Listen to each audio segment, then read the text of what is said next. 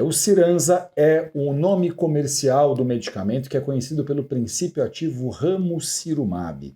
E o ramucirumab é um medicamento que, desde que ele foi registrado no Brasil, né, Cyramza ramucirumab, desde o registro sanitário, ele passa a ter a cobertura naturalmente pelas operadoras de planos de saúde. Acontece que muita gente fala assim para mim, você está dizendo isso, mas na prática eu não tenho conseguido acesso. Você está dizendo que ele é um medicamento que entrou na cobertura com registro, mas na prática ainda tem gente que não está conseguindo. Mas qual será a regra de cobertura desse medicamento por uma operadora de plano de saúde? O que será que as operadoras de planos de saúde olham para definir se esse medicamento terá ou não cobertura?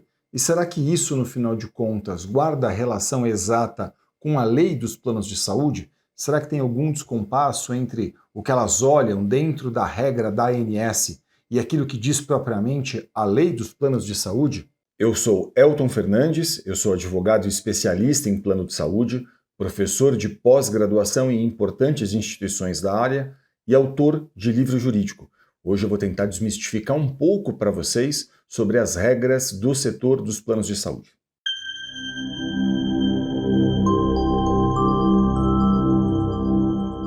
Olha, esse medicamento é um medicamento de uso ambulatorial para o tratamento do câncer. E nessa situação especificamente, a regra da ANS entende que ele tem cobertura automática e obrigatória pela operadora de plano de saúde, sempre que a prescrição do médico estiver em acordo com a bula autorizada pela Anvisa, aprovada pela Anvisa no Brasil. Então, vou repetir a regra para vocês. O que entende a ANS nesses casos desse medicamento especificamente é que se a prescrição médica foi feita exatamente em acordo com a bula, a cobertura pela operadora de plano de saúde deve ser obrigatória, ok? Isso é o que entende a regra da ANS. E, portanto, em que situações a operadora de plano de saúde costuma recusar esse tipo de tratamento?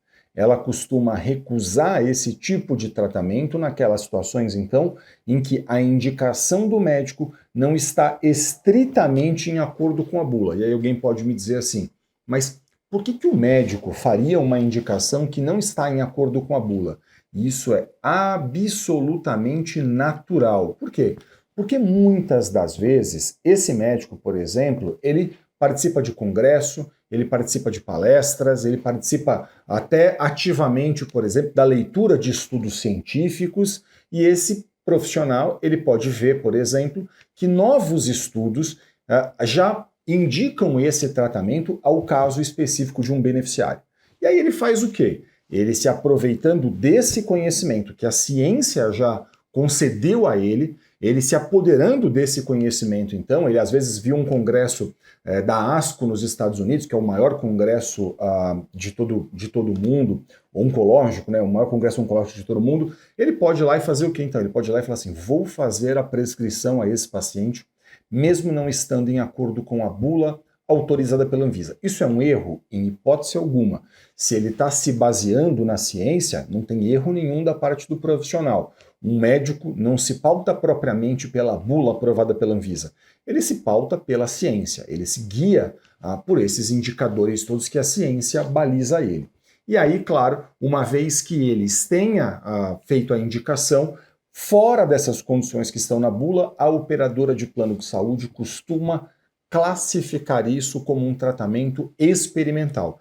Essa é o maior tipo de recusa que a gente vê na prática. Ela diz, o caso não está em acordo com o rol da ANS, o caso não está em acordo com a DUT 64, o caso não está em acordo com as diretrizes de utilização, ela sempre vai utilizar, esse tratamento é experimental, é off-label, e basta que o médico, então, tenha indicado o tratamento em acordo com a ciência, ok? Que esse tratamento, então, estará em acordo com a lei. Por quê? Olha, não é errado que um médico faça a indicação de um tratamento em desacordo com a bula. Isso, por si só, não constitui qualquer tipo de erro por parte do profissional. Por quê? Porque vamos imaginar o seguinte, esse médico muitas vezes ele está ali acompanhando os melhores e mais importantes congressos sobre a oncologia. Ele está participando então de congressos dentro da ASCO, lá nos Estados Unidos, que é feito anualmente, ele está vendo as publicações científicas de estudos que vão saindo, e aí ele tem uma bula que está aqui aprovada, mas que está defasada, por exemplo, né, à luz do que a ciência já produziu, à luz daquilo que a ciência já está indicando. O que ele faz? Veja, o médico se pauta pela ciência, é isso que ele tem que fazer. Esse é o cotidiano do exercício da profissão dele. Então, nesse caso, é muito comum que o médico faça a indicação desse tratamento. É muito comum que ele olhe para esses estudos científicos e faça a indicação que, nesse momento, está até em desacordo com a bula aprovada pela Anvisa, mas está em acordo com a ciência, está em acordo então com tudo aquilo que a ciência está dizendo para ele.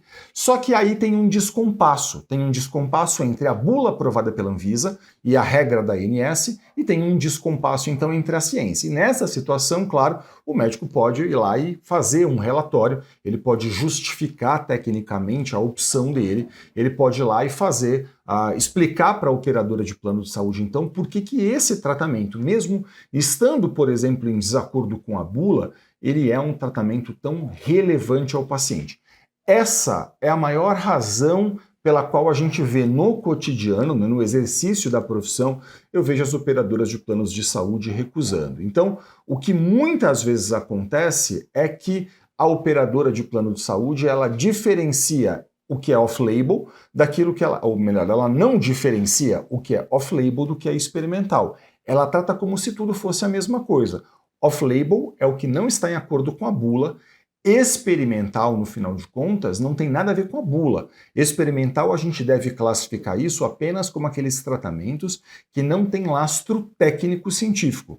O fato de não estar na bula não faz com que um tratamento possa ser considerado experimental. E, portanto, essa regra da ANS dizendo que, estando fora da bula, a operadora de plano de saúde, ela não teria, então, em tese, a obrigação de fazer o custeio, ela está incorrendo numa afronta à lei. Né?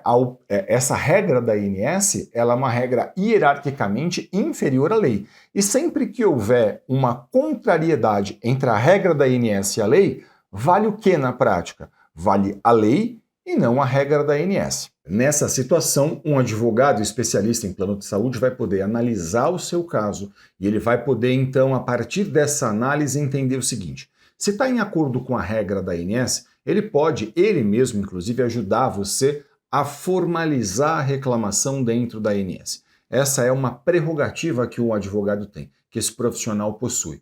E aí, claro, se não estiver em acordo com a regra da ANS, ele vai ter que entender o caso, analisar se é, por exemplo, a situação de mover eventualmente uma ação judicial contra esse plano de saúde, a fim de buscar no Poder Judiciário a cobertura desse tipo de tratamento. Okay? Então, essa é uma possibilidade que o advogado possui. E claro, você deve estar perguntando, mas será que se eu tiver, por exemplo, que mover uma ação, como é que isso funciona? Né? Como é que seria isso na prática? Isso não vai levar muito tempo?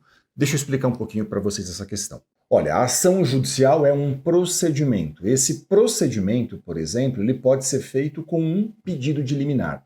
O que é um pedido de liminar? Né? Um pedido de liminar é um requerimento que você faz a um juiz pedindo que ele determine desde logo, desde o começo do processo, o fornecimento do tratamento que aquela pessoa precisa. Então, por exemplo, se você demonstra para um juiz que existe um direito e uma urgência, o que o juiz pode fazer? Ele pode determinar desde logo o fornecimento daquilo que você está fazendo o pedido. Então, ele olha para o caso, ele sabe que um processo vai ser longo, e bem porque o juiz sabe que um processo vai ser longo, muitas vezes ele vai poder dizer o quê? Olha, estou entendendo que nesse caso, esse beneficiário aqui ele não pode esperar o final do processo para poder usufruir desse direito. Então, entendendo que existe direito e que existe urgência, ele pode, então, determinar essa liminar. Ele pode conceder essa ordem liminar a fim de que a pessoa possa usufruir desse direito logo no começo do processo. Ele pode fazer isso a qualquer momento. A qualquer momento da ação judicial, mas é mais comum, por exemplo, que haja essa análise desde logo, desde o começo, a fim de que, demonstrando que existe direito, demonstrando que existe urgência, que o seu caso está em acordo com a lei, que o relatório médico faz a indicação clara de que há uma urgência, de que o caso está em acordo com a ciência, por exemplo, ele possa então fazer a determinação disso. E note, esse processo hoje em todo o Brasil é inteiramente eletrônico. Então assim, do Oiapoque ao Chuí, não importa onde você esteja, um processo judicial é inteiramente eletrônico. Imagina que você mora na cidade de São Paulo e você vai conversar com um advogado de São Paulo. Esse profissional vai mover uma ação judicial eletrônica. Hoje existem até audiências que são feitas de forma eletrônica, embora nesses processos especificamente que envolvem plano de saúde, é incomum que haja a necessidade de uma audiência. Pode haver a necessidade de outras questões, outras provas dentro do processo, mas audiência, participação de audiência, não. Em geral, isso não é feito, mas, claro, é sempre muito importante que você converse com um profissional especialista em plano de saúde, a fim de que esse profissional possa analisar as particularidades do seu caso, entender se cabe ou não, qual o caminho vai percorrer, se entender que cabe, e esse profissional vai poder orientar você em acordo com as especificidades do seu caso. Você vai poder dizer para mim eventualmente, mas eu não conheço ninguém que seja especialista nisso. Veja, deixa eu falar uma coisa para vocês.